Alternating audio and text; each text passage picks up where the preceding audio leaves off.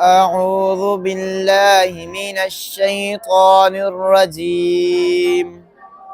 بسم الله الرحمن الرحيم. أفحسب الذين كفروا أن يتخذوا عبادي من دوني أولياء إنا أعتدنا جهنم للكافرين نزلا.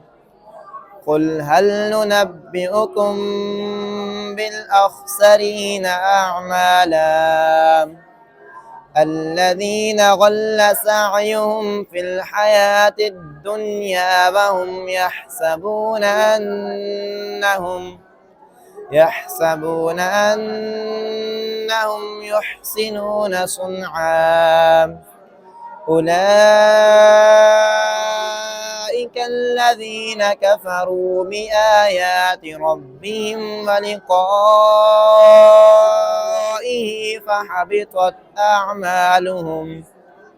فحبطت أعمالهم فلا نقيم لهم يوم القيامة وزنا. ذلك جزاؤهم جهنم بما كفروا واتخذوا آياتي ورسلي هزوا.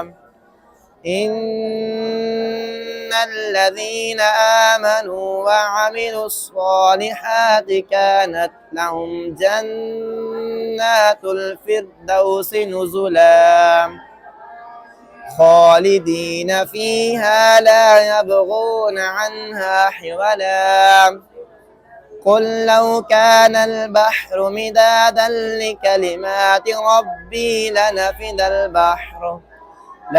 البحر قبل أن تنفد كلمات ربي ولو جئنا بمثله مددا.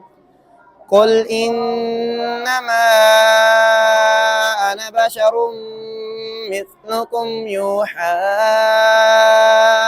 إلي أنما إلهكم إله واحد. فمن كان يرجو لقاء ربه فليعمل عملا صالحا ولا يشرك بعبادة ربه أحدا. صدق الله العظيم.